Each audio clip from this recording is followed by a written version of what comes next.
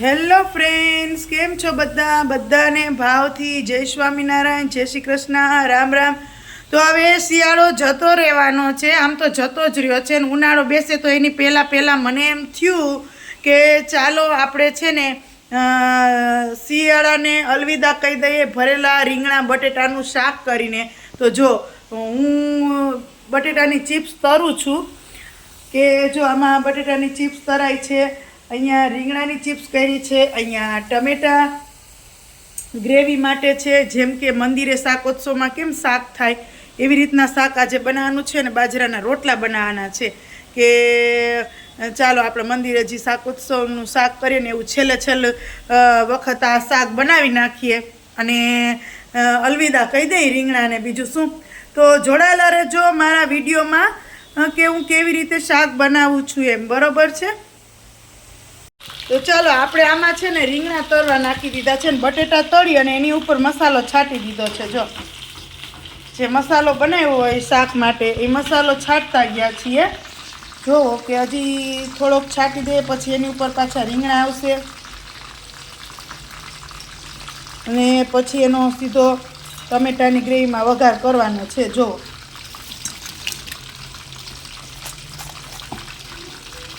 આજે આવી રીતના શાક બનાવવાનું છે ને આ લોટ છે જો મસાલો ભરેલા રીંગણા બટેટાના શાકનો. રીંગણા તળે ને તો આપણે છે ને આ ટમેટાની ગ્રેવી કરી નાખીએ. એના માટે ટમેટાની ગ્રેવી અને થોડું ઘણો બીજો મસાલો તો એડ થઈ ગયો છે. ચાલો ફટાફટથી ટમેટાની ગ્રેવી કરીએ તો આપણે રીંગણા સરસથી તળાઈ છે.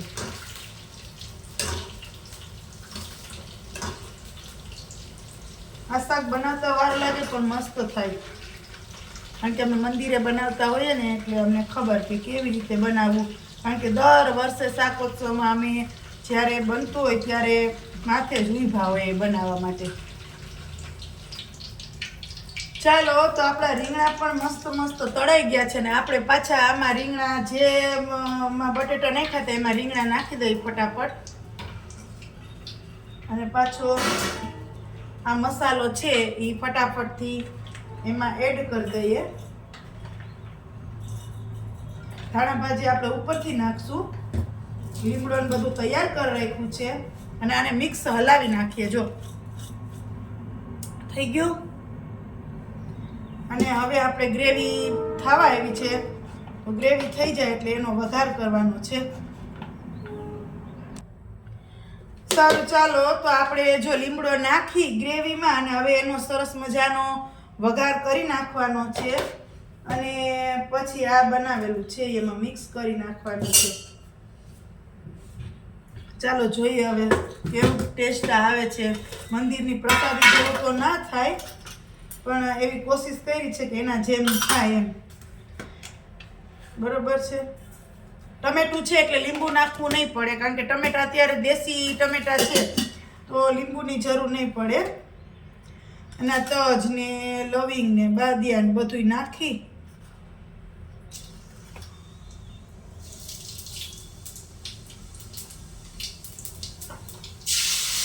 ચાલો આનો આપણે વઘાર કરી નાખ્યો છે.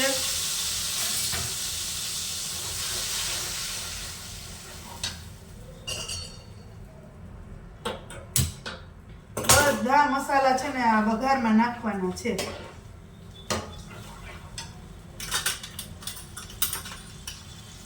પછી જે જેવું તીખું ને ખાતા હોય એવું. પણ આ છે ને જે આ શાક બનાવીએ ને એનો ટેસ્ટ ગળ્યો હોવો જોઈએ. આનો ટેસ્ટ ગળ્યો હોય ને તો જ આપણને ભાવે. તો જો એકદમ સરસ રીતે ગ્રેવી બની રહી છે. જો આ સરસ મજાની ગ્રેવી ચડી રહી છે. આમાં બધા મસાલાને ખાંડ એડ કરવાની છે. હવે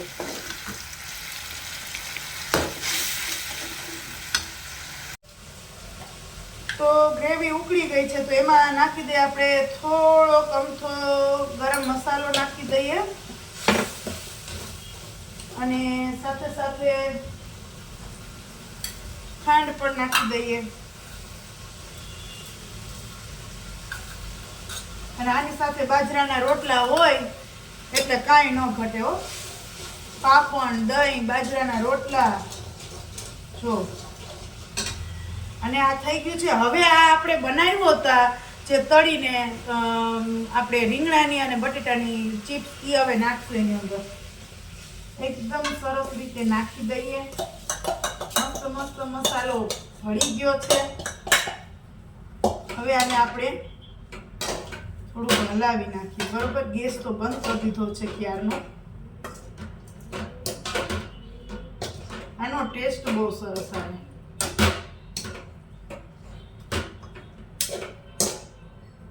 કારણ કે આ મોસ્ટલી આમ તો ઘીમાં તળવાનું હોય, પણ મેં આજે તેલમાં તળ્યું છે.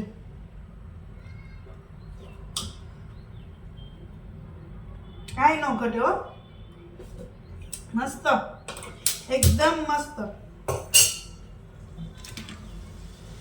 એકદમ મસ્ત થઈ ગયું છે. આપણે એને સેજ માઇનર હલાવી નાખીએ એટલે આ રીંગણાની ચીરું છે ને એ ભાંગે નહીં. બરોબર ને? બહુ સરસ થઈ ગયું છે. બહુ થોડીક વાર આપણે એને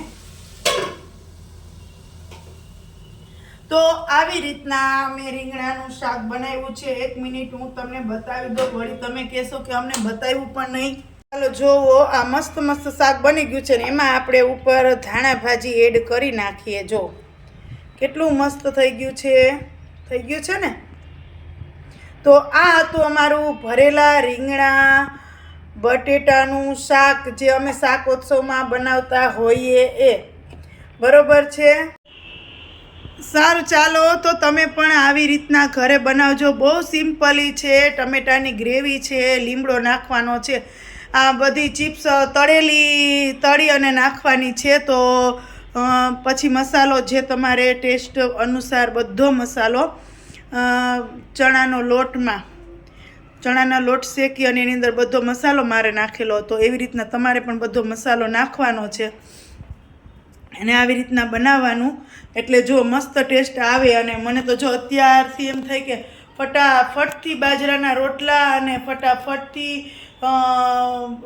આ શાક જમી લઉં. તો સારું, ચાલો અહીંયા હું મારો વ્લોગ્સ પૂરો કરું છું. ફરી મળીએ એક નવી વાત સાથે, એક નવા વ્લોગ સાથે. તો જોડાયેલા રહો મારી ચેનલમાં. મારી ચેનલને સબસ્ક્રાઈબ કરો, વિડીયોને લાઈક કરો, તમારા ગ્રુપમાં શેર કરો.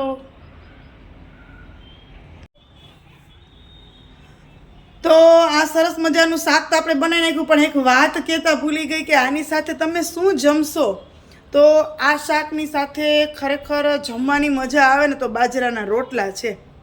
કારણ કે બાજરાના રોટલા, દહીં અને આ ભરેલા રીંગણા બટેટાનું શાક જમવાની કંઈક મજા જ અલગ હોય છે. તો આ શાકની સાથે અમે તો બનાવશું બાજરાના રોટલા. ઘણાને બાજરાના રોટલા ન ભાવતા હોય ને તો એને ભાખરી બનાવાય. ભાખરીની સાથે પણ આ શાક બહુ સરસ લાગે છે. તો સારું, ચાલો મિત્રો, હું એક વાત કહેવાની તો ભૂલી ગઈ હતી. તો મને એમ થયું કે ચાલો બાય બાય કહેતા પહેલાં કહું કે તમે આ શાક શેના ભેગું ખાશો. તમે બાજરાના રોટલા ભેગું ખાજો, તમને બહુ મજા આવશે. તો સારું, ચાલો ફરી મળીએ એક નવા કંઈક વ્લોગ સાથે કે શું બનાવશું કાં મારા શોર્ટ વિડીયો કોમેડી સાથે.